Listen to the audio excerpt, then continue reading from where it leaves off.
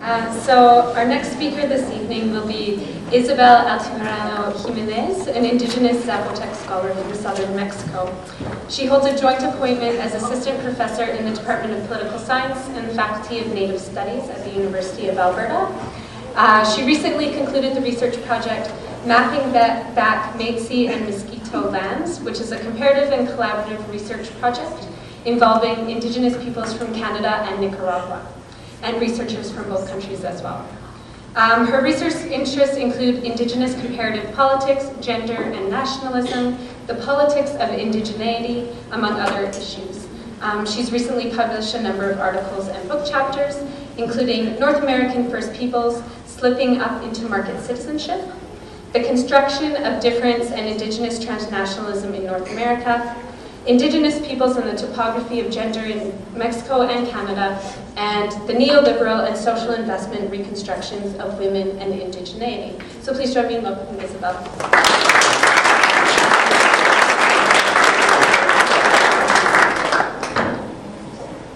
Good evening, everybody. Thanks to the organizers for inviting me to speak here tonight, and thanks to all of you for showing up. In this presentation, I want to focus on indigenous perspectives to colonialism, particularly and neo-colonialism. Particularly, the point that I want to make is that colonialism and neo-colonialism have drawn upon a variety of strategies aimed at justifying, concealing, erasing violence. And these strategies have changed over time. We are not talking about the same strategies under neo-colonialism. Today we are talking about other processes through which indigeneity is transformed, co-opted, and colonialism depoliticized and concealed. As an indigenous person, I would like to say that indigenous land title constitute a central unresolved human rights issue in many countries, including Canada. Land has played an important role in the evolution of human history. This history has been embedded in conflicted legal and intellectual traditions, justifying intervention and generating resistance. Land has not only been a component of colonialism, but its basic precondition. As long as colonialism persists on its insistence to claim other people's land, the colonizers cannot distance themselves from the unauthorized activities associated with dispossession, land grab, occupation, and genocide. Beyond military intervention, dispossession and colonialism has been supported by a complex systems of ideologies, values, and legal orders that have been useful to construct people in very peculiar ways. Colonialism has involved violent clashes and religious doctrines. You are aware of this, that in the context of September 11, how the clash between civilizations became a different way of stereotyping people, of constructing people in very peculiar ways. Cultural and physical elimination have been extremely important part of this process.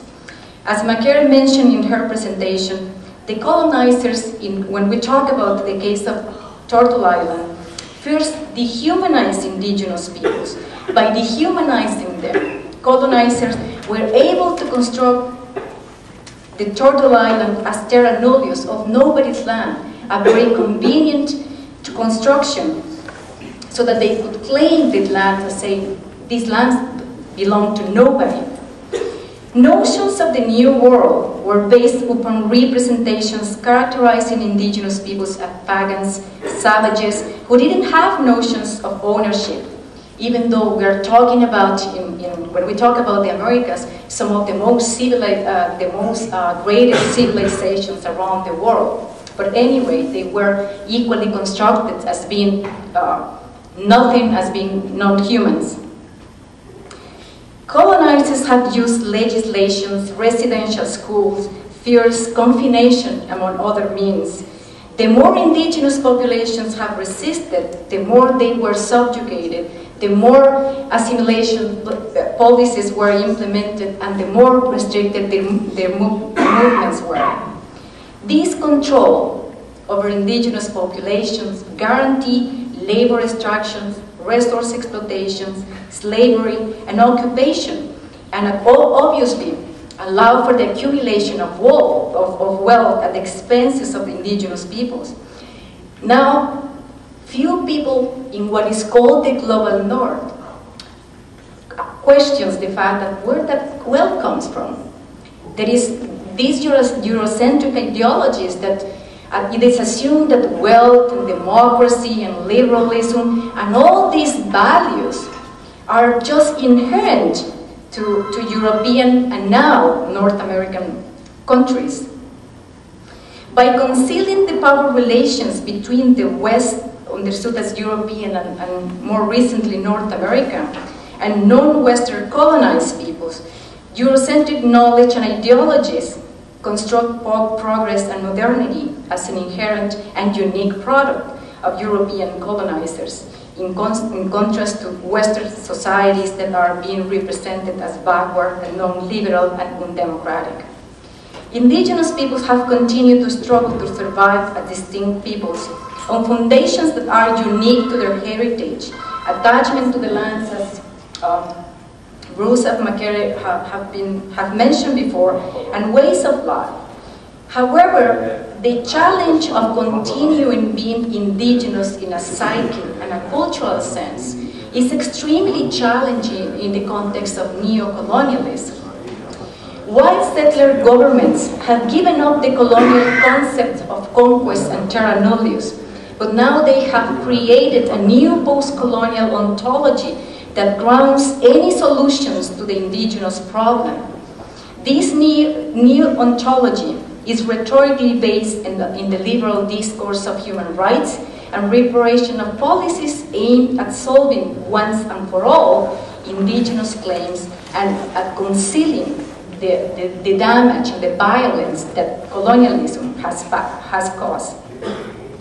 The growing importance of international corporations, global flows of capital, the expansion of global media networks have altered indigenous people's strategies for surviving, because many of their territories, environments, and cultural artifacts that indigenous peoples control and want to control have national and even global importance. They confront a tension between global local wants and those local needs.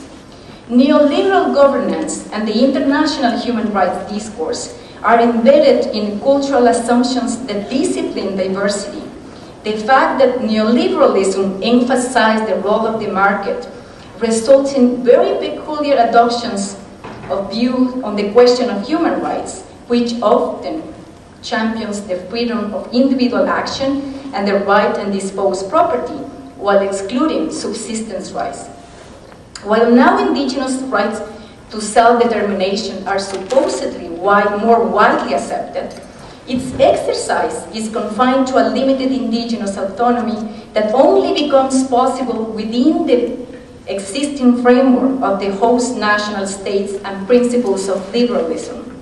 From this perspective, indigenous people's struggles aimed at recovering control over their future is oftentimes limited to the local construction of human rights, universal, ignoring that there are other situated ways of knowing, situated ways of resolving conflict and conferring social responsibilities.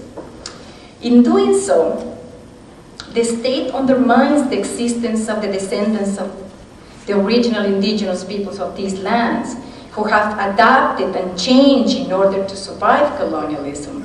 In this same logic, indigenous peoples now, they have to demonstrate that their claims to their lands are authentic, so that they have to pass all these tests, showing that they really are have the traditional activities still alive, that they still have this traditional attachment to the land, that they once that they have continued occupying this land. In my view, this type of test, while paying attention to this primordial attachment to the lands, actually conceal the violence that colonialism has caused. Because what happens to the people that were removed from the places of origins? What happened to the people that were forced to lose their status as indigenous persons? Canada is the four settler colonial states, national states, are good examples of this. In terms of, there are so many people that self-identify as indigenous peoples, but they cannot claim that they are indigenous because of the colonial legislations. By asking indigenous peoples to pass these tests that the national states have created, in a way, the national states are saying, well, if you have been assimilated, that's your fault. That's not a result of colonialism or anything else. Ironically, once they have passed this kind of test, and in fact, their claims are recognized, they are forced to transform their communal attachment to the land into notions of property, which are fundamentally important to the free market economy policies and models of development.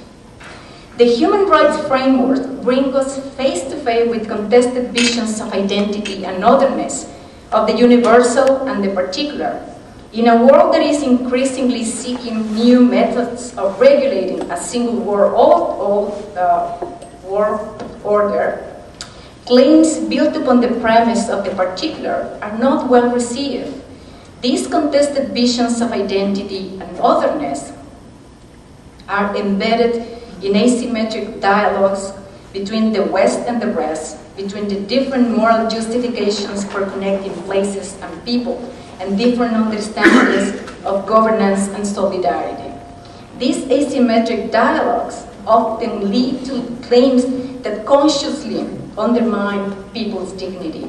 But because neoliberalism depoliticizes and decontextualizes structural inequalities and power relations, neoliberalism qualifies cultures and societies based on the same Eurocentric standards used during colonialism, in a way that conceals the violence that colonialism and neocolonialism continue to do to indigenous peoples. The free market and the human rights discourse work together to codify peoples and places that are within and outside of a modernist notion of progress. According to Vivian Newdick, the treatment of women, for instance, has increasingly become a measure of political society's placement on the scale of democracy and development. Violence against women and gender discrimination have become sort of cultural problems as distinctive mark of otherness. But if we are going to be fair about this, maybe we should start asking what has happened to the 500 indigenous women that have disappeared in Canada. What about that? What about that mark of otherness? Does that mean that that doesn't count? Does that mean that because they are indigenous, they are not part of this national standard? Then maybe we should start asking why Canada goes abroad and question other people's standards of gender treatment and gender discrimination. I think that we need to start at home. We need to start solving our problems at home before taking any leading role outside. Thank you.